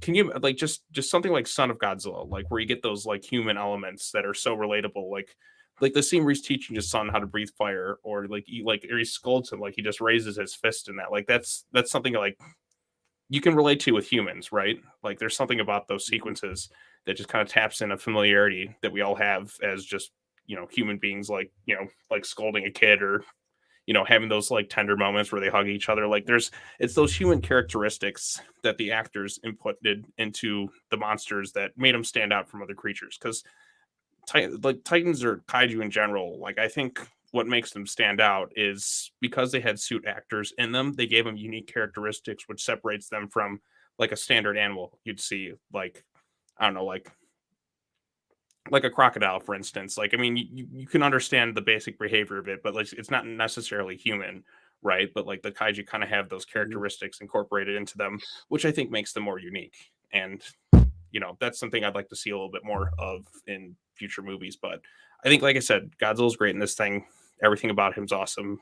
Atomic Breath's really cool. Yeah, it wasn't as impactful, but there is an explanation for that because the Yeah, Mutos true. So it gets better with the other things. I like more of the Heisei beam style, but I think, you know, this is kind of a beginning. It's kind of like the first time you see it in the 1954 film. It's almost like a, like, you know, those like a fire A extinguisher. cloud of superheated vapor. Right, right. And this one kind of has that with a little bit of light in there. I like it a nice bright blue light and Yeah, kind of me like a too. like the more beam spanning of the Heisei era, but you know, they kind of have like the swirling vapor around it, which I think the Yep. next movie does better than this one. But So, real quick, I want to discuss too. It's like how you said. So yeah, the atomic breath is cool, but it is, and it's nice that they have an explanation. They actually have, in my opinion, I think they have two. mhm, They do explain why the atomic breath is much weaker. But another explanation as to why it is weaker. Yes, he is out of shape. This is probably the first time Godzilla's fought a monster in a long time. mhm, But they also they showcase a new thing about Godzilla that we had never seen before, and that's Godzilla as a close quarters hand to hand combatant. Beforehand, Godzilla was always much more of a ranged fighter. Sure, in Final Wars, there was some good fisticuffs showcased in that movie, and and in there the were 70s too. times, huh? The 70s movies definitely had some close quarter. That too, yes, but Godzilla was always much more of a ranged fighter. But this movie showed Godzilla being not afraid to get his hands dirty, using his claws and his teeth and his feet and his size to take on his foes. Godzilla, in the designing process, the animators wanted him to fight like bears and Komodo dragons. And I think those influences are very obvious and they don't clash, like they don't feel out of place. Godzilla in this movie, he's 106 meters tall and he weighs 90,000 tons. He's a big bastard in this movie. And it makes sense that an animal of that size, if it was to get into a fight, um, it would be a very dirty and very animalistic and vicious fight, which Titans are essentially giant animals, even those like Kong or Godzilla who have their personalities, they are still very animalistic. And with Godzilla in this movie, him fighting like a bear or a Komodo dragon makes a lot of sense, um, which I really do appreciate. This is a new kind of Godzilla kaiju combat that we had never seen before, but it goes together like peanut butter and jelly. It's awesome. I love it. Very nicely said, sir. So you got one more pro left? I have two pros. How many do you have? Just one. I'll let you go ahead. What is it? Monarch. Oh, okay. Let's save that. I don't really have much to say about it, so I'll just say pro number 11 is the fun monster action. Like watching the Mutos go on their rampage is a lot of fun. And watching Godzilla fight the male and then both and then the female, killing them both. It is saved mostly for the last third of the movie. But when the monster action gets started, it is a lot of fun. It's very entertaining and very well done effects wise. Speaking of which, my final pro number 12, is the special effects. Really, no practical effects here. It's all CGI, motion capture, and computer generated imagery. But it's all very well done. A $160 million budget was spent very well in terms of the visual effects. The CG is well animated, and all the monster models are very well detailed and very crisp and clean. The destruction scenes and the explosions and the collapsing buildings all look really good. A bit more realistic too, because when all the buildings collapse, there's a shit ton of dust. Something that's also in Cloverfield that kind of reminds me of Cloverfield too, especially when the female Muto is destroying shit. It looks like a scene out of Cloverfield. But all the explosions look really good. The underwater scenes when Godzilla's swimming around out in the ocean all look really great. Seeing the fins out in the middle of the ocean, that's a really cool visual. Just like Um, Jaws. mhm. And you know what? Oh, Because oh, you did huh? say effects, I'm gonna add that to one of my pros too. But everything you said, totally agree with. Yeah, the effects are great. This was the first time that Godzilla was fully utilized with CGI. Mm, no, it Um, isn't. You count the '98 film, and oh, that also well, there was some practical effects for right, but the adult Godzilla used in the always movie. Sunset on Third Street too. His cameo in that film was fully CGI. That is true. So, and then there's some bad CGI bits in the Millennium series. Oh, I yeah, actually did get to true. see the Kiryu Saga on the big screen for the fan events. They were pretty packed screens. It was pretty cool to watch them though. Um, but yeah, Well, like this still, is yeah, for the like I mean, first time that we'd seen Godzilla on screen in a full-length, big budget movie, there you go. it was a good return. Right. Effects are great. Effects look great. Totally agree with you. I think the best looking shot where it looks Ooh. where he looks the most real, it's that final shot where he's going into the baby. You get kind of a side view of him like this, and to me, like it's flawless. Like there's like that still image. I'll send you a picture of it or something like that, and then maybe you can share it. But it's just Or that when one. he looks at Ford. Right, like just the looking, the effects look great here. In some instances, better than King of the Monsters. I think the rain kind of hurt King of the Monsters effects a bit, even though they look really good for the most part. There's like a few instances where it looks kind of off, but I think that's just the torrential rain that kind of gets in the way. But this one, because they're trying to go for the more realistic elements, I think they definitely look the really top tier. Not the best in the MonsterVerse, but I think you could argue GVK or maybe GVK has the best one, or Kong Skull Island. Just the ones I think those two had the best effects overall. But the effects in this one look really top tier, spot on, fantastic. And then to my final pro, this kind of goes into the whole like lore stuff, if you will. Monarch. I think the idea of Monarch as kind of this organization is a really interesting idea. It's something that we really haven't seen in the Godzilla. Well, I mean, unless you count the animated series with Heat, but nothing kind of like to this scale, like this whole huge secret government organization that studies these ancient monsters is kind of the perfect way to kind of branch out into the shared universe because it's kind of their job. Um, there's some interesting mythos surrounding Monarch and their history, Essentially, their shield. Monarch, yeah, it's Shield. Took the words right out of my mouth. It's basically shield, but they But study better. giant monsters, so that automatically makes them cooler. Um, and they don't like I don't know. Giant monsters are just cooler. So, but yeah, I really like the Monarch and just kind of what they do. They definitely expand upon it in future movies and stuff and Yep. TV shows and comics. But like I said, I think Monarch's a cool organization. I like the fact that they have their own little coffee mugs too, like that essentially has to get signed off and like, hey, we're a secret government organization, but we have our own customized coffee mugs and that too. I remember Mike Doherty kind of commenting on that. Is like he just thought that was kind of funny. Um, but yeah, like I said, I like Monarch. I like what they explore. I like the things that they do. But I think they're an interesting organization, and they definitely help distinguish this as something kind of different from the Godzilla films that came before it. And plus, they're the perfect like bridge between the movies with how the connection goes. Because it's like, okay, how are all these connected? What is something that makes sense? An organization that studies these creatures. There you go. Simple, effective, catalogs them, all the other stuff. Alrighty, with all of these great things to say about this movie, I have 3 nitpicks and 3 cons. I have 4 cons, but you can get into your nitpicks. Okay, I'll be quiet for a nitpick minute. number 1 is this is the most minor. This movie, in terms of its color tone, is very flat. It sticks out like a sore thumb compared to the next 3, which are very vibrant and colorful.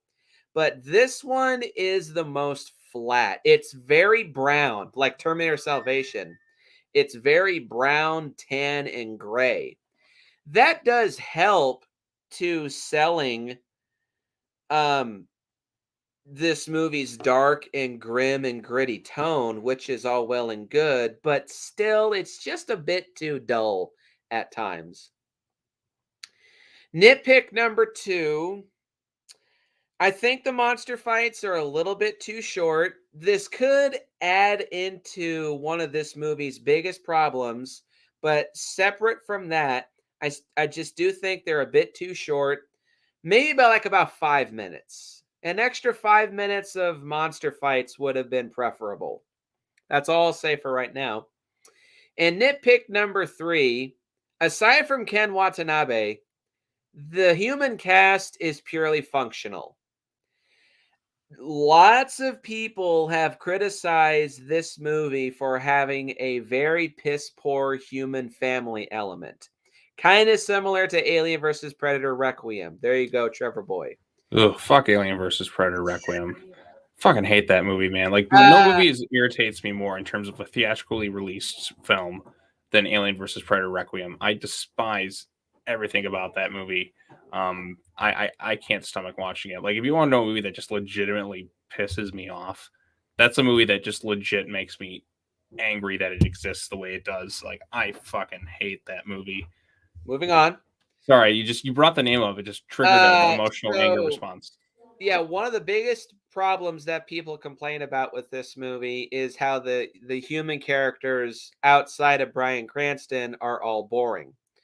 I don't think that they're boring, but I don't think that they're anything special. Aaron Taylor Johnson is a good actor and he does fine for what he's given, but what he's given is very basic and simple. It's not bad by any means, but there's nothing really to say about it. Same goes for Elizabeth Olsen, kind of even more so. I kind of keep forgetting she's in this. And this will be very controversial. I think my least favorite part of the movie is when Bryan Cranston is on screen. So I know this is going to land me in some major hot water. I've never been a big fan of Bryan Cranston. I like him in Malcolm in the Middle. That is it. I don't like Breaking Bad. It is the most overrated TV show of all time, next to either The Sopranos or The Wire or I think that's about it. Yeah, I'm not a big fan of Bryan Cranston. I really dislike Breaking Bad. I have tried 5 separate times to watch Breaking Bad. I never made it past the first 20 episodes. It's just a show about miserable people being miserable people and doing miserable things to other miserable people. It's not my thing. And I've never really liked Bryan Cranston outside of Malcolm in the Middle. I even think he was miscast as Zordon for the 2017 Power Rangers film. I don't like Bryan Cranston in this movie. I know, judging by Seanie Boy's hilarious shit-eating grin on his face,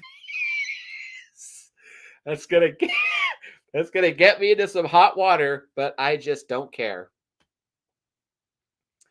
That's all I'll say. The cast is just purely functional.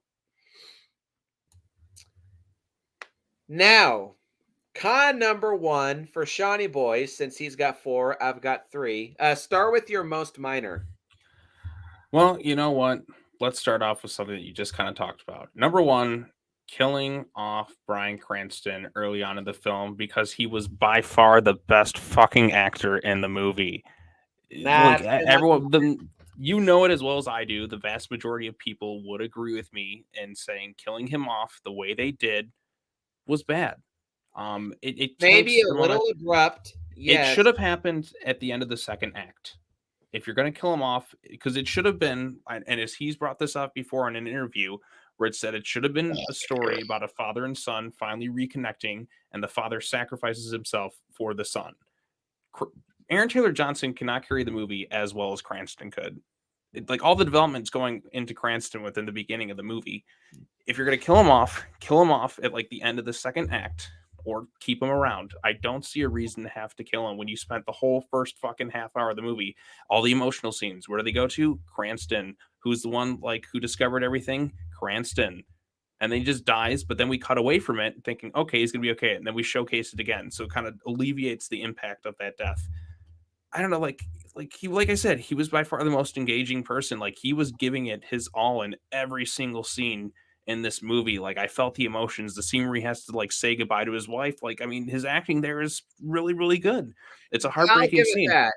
That was a good scene. Yes, the look on his face, you can obviously tell that he's having his heart torn out. I will Right. give it that. Like I said, it's good. And Aaron Taylor Johnson he's kind of like generic soldier guy. Like he's Yeah, not awful, agreed.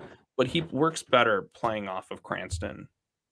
Like the two of them, like 'cause he's kind of the more wackier one, he's kind of the more straight faced one. Like them together as a duo works better. And just kind of taking Cranston, who, like I said, most people, myself included, thought he was the best, gave the best performance in the movie. I know you don't agree with it, but like to me, by far, he was the best actor in the movie.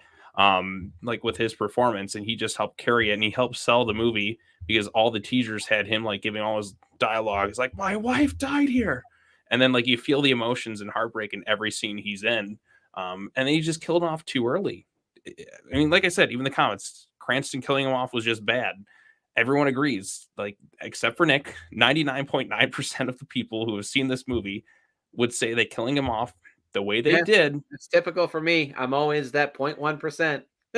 right? That 0.1%. You can't just. Halloween 1978's a piece of shit.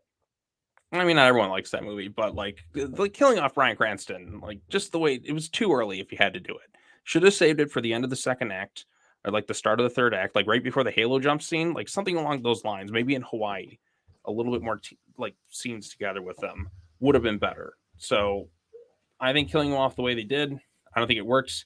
Gareth Edwards knows this. Everyone knows this. They've had to hear it enough over the years, but killing him off too soon was the problem, because I know they were going for the Jaws approach with the movie, and we'll get into that when I get to way too much teasing, but killing him off was a mistake. I got 3 more cons left. I had Uh, one nitpick too, which was like too dark, but like, well, it's kind of a con, but just wait. Con number 1. This is the least of which, even though it is pretty severe, the lack of Godzilla screen time. Now, Godzilla does have a very good presence, that's and one of my when cons too. he is on screen, it's great. And the build-up for him is great. But there's just not enough of him shown.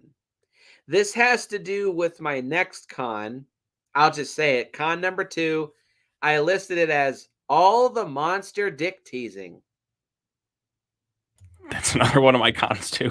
Like those two Yes, are like back I to back. do think that now, if they wanted to have the monsters have limited screen time, that would have been one thing. But to cut away from so much of the action is frustrating as fuck. Like when Godzilla first roars at the screen when he first appears, 59 minutes into a 2-hour and 3-minute long movie. It's like where you get a nice bit of head and then she stops before you can finish. Yeah. They reveal Godzilla and it's great, and then they cut away. You're like, that's it? And then you get tiny snippets of the first fight between Godzilla and the male Muto on TV, and that's it. And then when he is about to fight the male Muto, when he gets to San Francisco in the rain, and then the door's shut. That's it?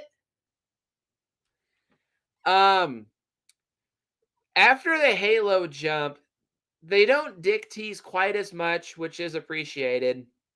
Although I will say Godzilla's big giant roar right as he's about to fight the female, that does kind of come to an abrupt end. It doesn't feel like his roar had a natural conclusion.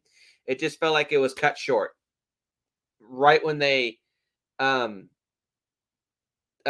to the female Muto getting ready to fight.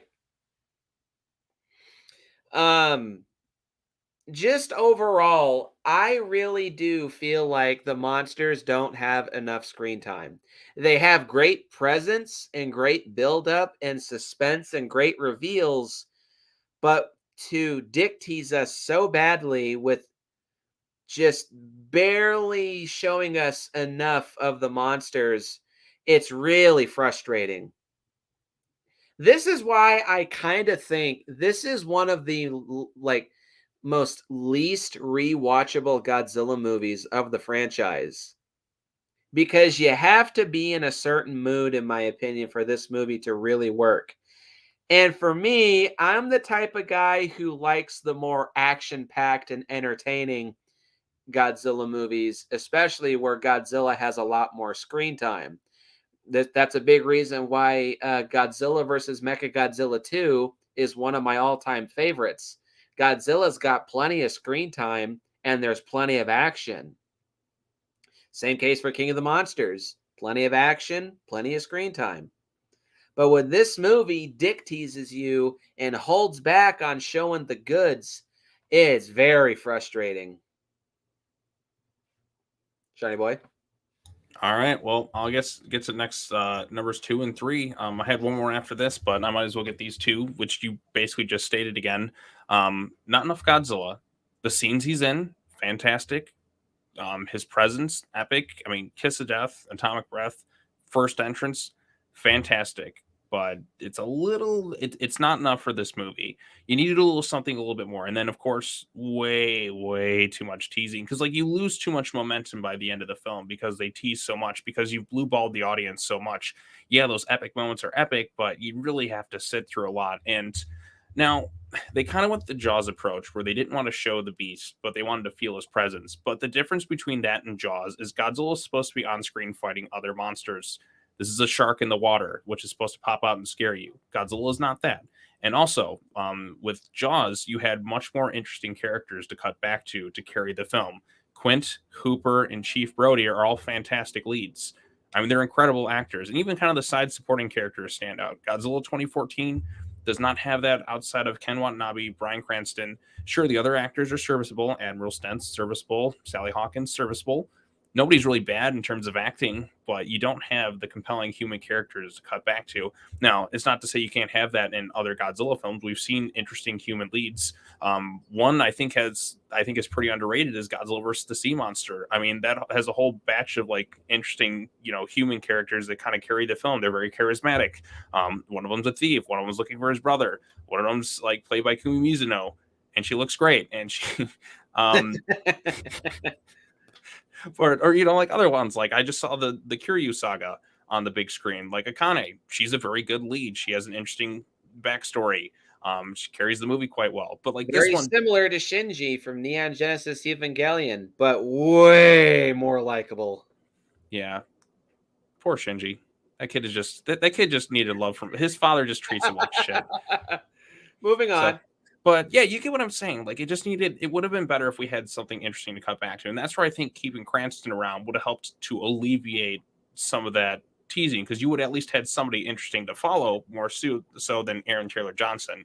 And like I said, way too much teasing because I will say this though. Let me just get my last comment out of the way. Nope.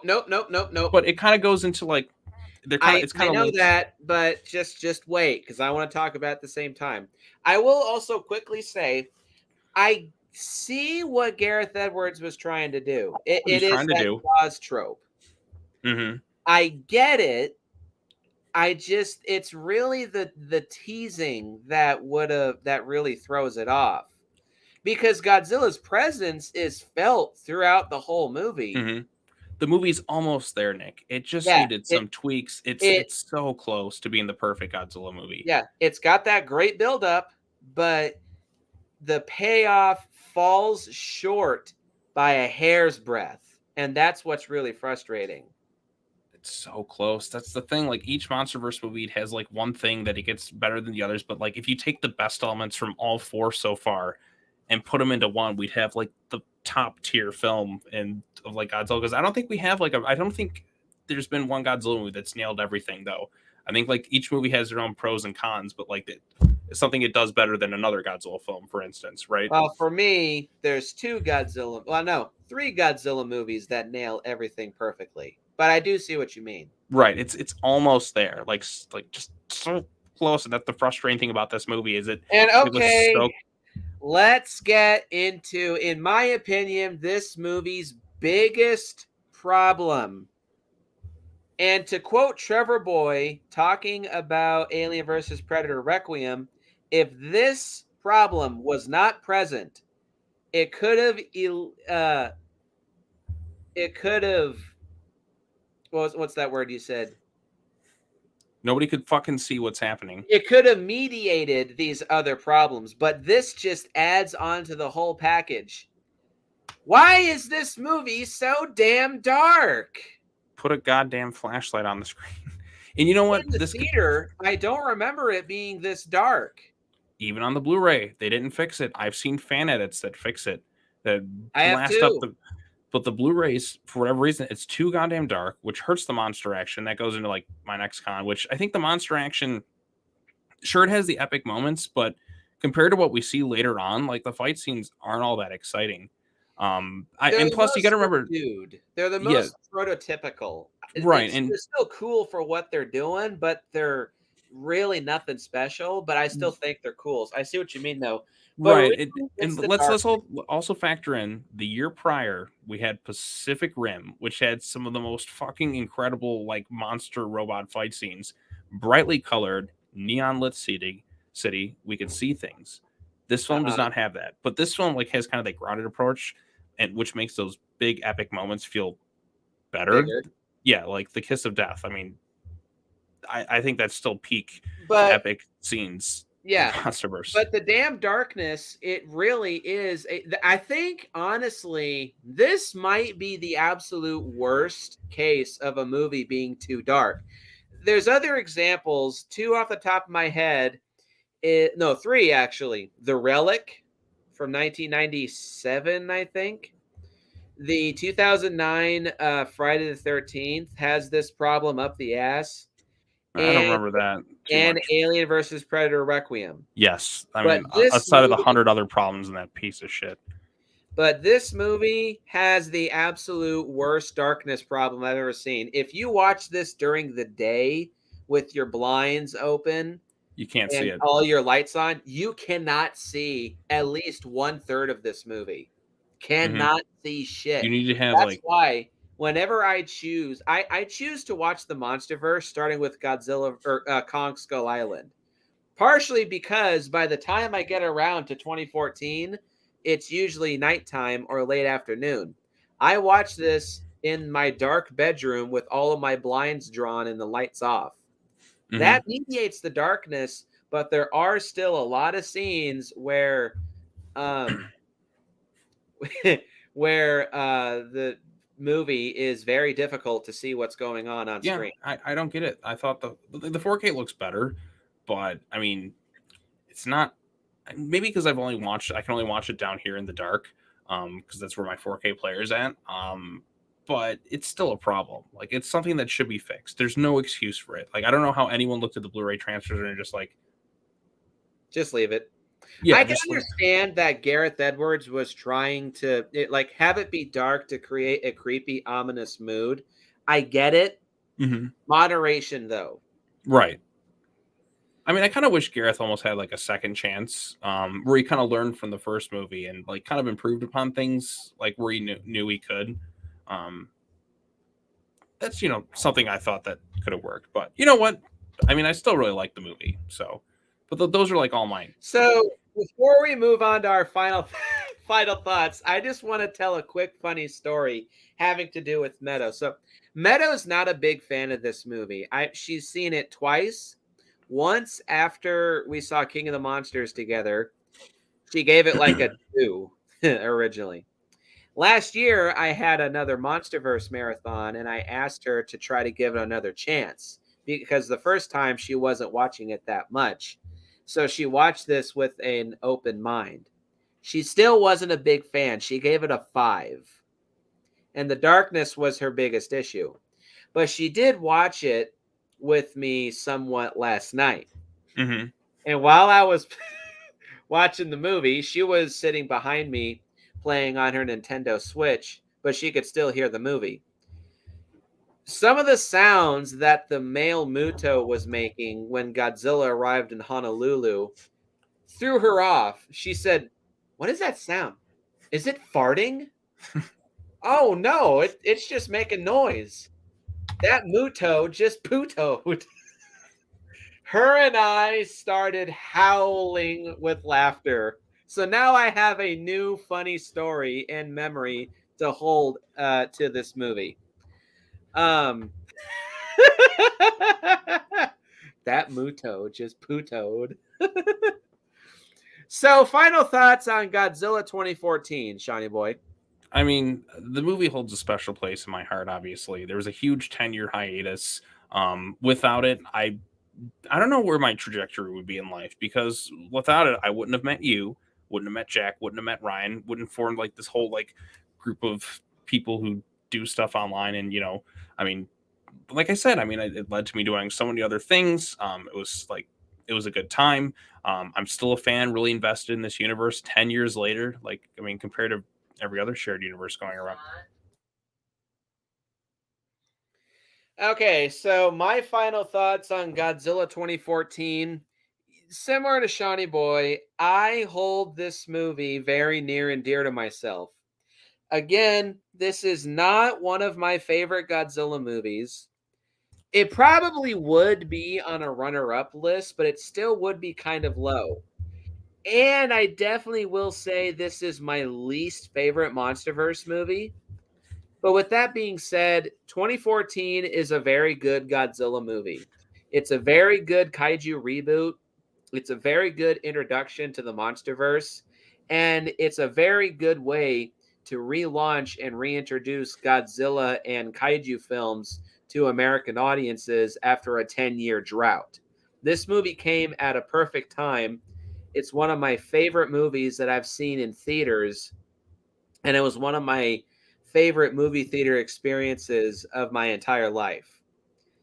I really like this movie. I don't know if I would say I love it, but I love a lot of memories attached to this movie. So this is a very special Godzilla movie. Just not quite one of my favorites. Right, Which right. is why I will be giving Godzilla 2014 a very solid and respectable 8 out of 10. Okay. Well, I was going to add things. Like I said, someone's calling my name, so I had to like answer really quick. But anyways, Ooh. I'm going to agree with you on the rating. I'm also going to give this thing an 8 out of 10 because it's just kind of missing a few things that really kind of help elevate it to that max Godzilla movie level. Because like I said, I saw this movie. There's a lot I liked. There were some disappointments at the time, and even years later, like looking at it now and just seeing kind of where we're at in the franchise to see like, okay, they definitely have improved upon some things. They did take the constructive criticism and work to get better with it, and I'm sure they're going to do things like everything they do learn from each movie to kind of build on the next one. I have a lot of fond memories of this movie. Obviously, I did 30 Days of Godzilla, which was a really fun thing to do at the time. Makes me want to go and do something like that again someday, which will definitely take a long time. I'm much slower at editing in some ways, like than I was years ago, because I used to power through things, and even like capturing things is kind of a pain sometimes. But I am better than I was back then in some instances. But like I could pump things out faster, but the quality is better now. But I have a lot of fond memories of this thing. I mean, so many like I said, I mean, we wouldn't even be having this conversation probably if this movie never came out. So it led to True. me making new friends. And like I said, I'm really thankful for that because that kind of like there was a time like 2017, like 2018, before you came and reached out to me. Like I was kind of like I didn't have the drive anymore to really do stuff on YouTube. And like I said, I was a fan of the movies and I still would cover stuff occasionally, but the drive wasn't really there. I had little bits here. I did my Skull Island marathon, like I did Kong Week, which was fun to do. But like the drive just wasn't there as much until you reached out to me, started talking again. Cause I was always hesitant to really like do like live streams because you don't really know who's who online, right? But now I'm like really comfortable with doing it. I love doing it. And you just meet different people and like made all sorts of new friends, and the fandom just became stronger within me. Yeah, sometimes people aren't always happy with it, but compared to other fandoms, the Godzilla fandom is pretty chill. I mean, look at Star Wars, look at comic books. And Well, this fan base depending has on had where, its moments. Like when Shin Gojira came out, that's when it really showed how yeah. nasty this fan base And can I'm be. like, yeah, it definitely can be, but compared to like comic book fandom, it's nothing. And especially Star Wars. And It's especially Star Wars, which I just have no enthusiasm for anymore. I, same. I literally have none. Like they announced a bunch of new movies. I'm just like, I I feel don't nothing. care. That's where I'm at too. I legit just don't Same for care. comic book movies, especially with the MCU. I just don't care. I'm not even That's where interested in Deadpool 3. yeah, I'm at the point now. I just don't care. DC really has to do something with the reboot, and maybe I'll care more, but we shall see. Pretty much at this point, MonsterVerse is the go-to one because, like I said, like shared universes for horror movies. I mean, you have The Conjuring, which is kind of dwindling at this point. Like they really need to You end that lost soon. me back in 2018 with the Conjuring universe. Yeah, I mean, like I said, and it was a successful one, but there's really not much else left. Halloween's pretty much done for a while, which it should just. I don't think we need any more Halloween movies. They'll Maybe make 20. them. I said we don't need any for a long time. I think Friday the 13th is one that needs to come back. Oh yeah.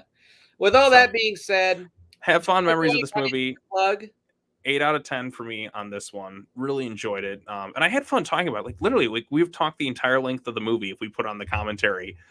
So if anybody's like wants to watch the movie and just listen to us commentate, well, it's not really a commentary, but if you play the movie, the exact link at the start of this video, you pretty much be like from beginning to end, which is kind of funny. But yeah, this is the start of the MonsterVerse. Like there was so much excitement when this thing came out. It was a huge hit. And it felt, I'll say one thing too, it felt really gratifying as a fan who, like, for years people kind of poke fun at Godzilla and all that, and just to see it gain, I think one of the biggest things is just seeing the franchise gain more respect here from American audiences. Now Godzilla is such a household name because when you think about it, like all the little kids who have grown up since this first movie came out and just seeing them develop as fans too. I mean, Ryan's obviously not a little kid now, but like he was a lot younger back then, but you seeing like how this movie had an impact on him. And then just other people over the years. Like, I mean, I get to show like my niece and nephew Godzilla and just seeing how they're big fans now too. Because they were kind of coming out like the time like these movies were born, and I get to show them growing up, just kind of like I was. And you see the cycle and the fandom kind of continue for years to come. I mean, you're gonna show your kid these movies too, and just he likes monster movies. Whenever exactly like he's always hopping and bopping in his pit. Right. There's something, it's like carrying it over to the next generation.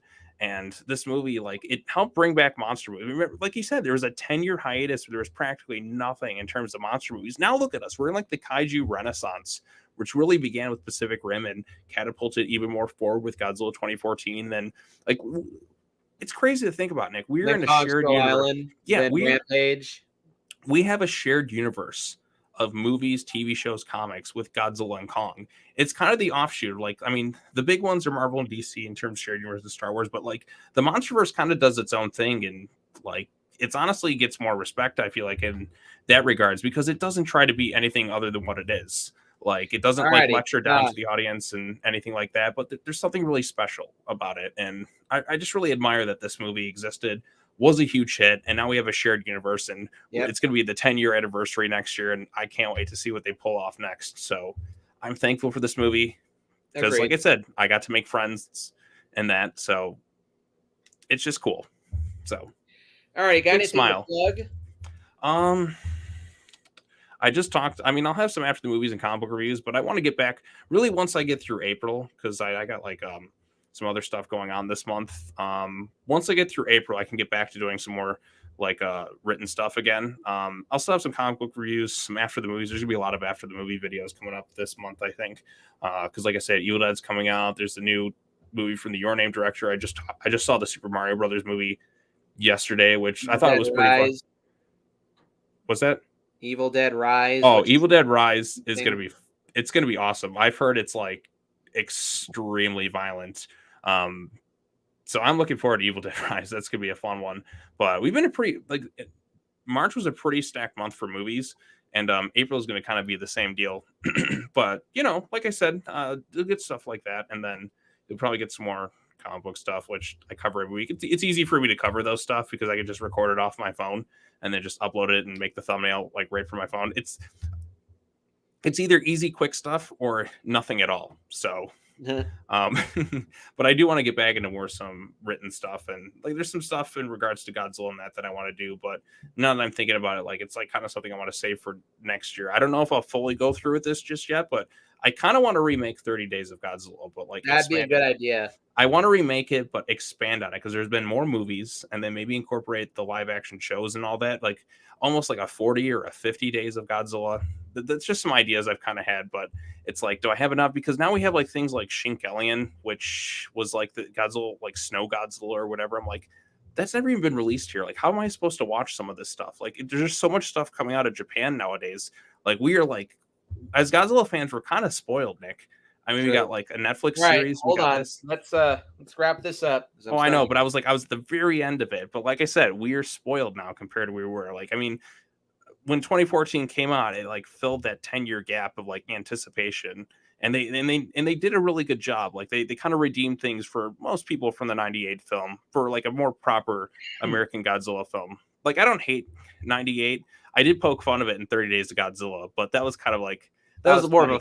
a it was fun to do because I had like a Zilla mask that I got at some random Halloween costume store. I'm like, I have to have this thing. Now that mask is kind of it deteriorated and fell apart, so I had to throw it away.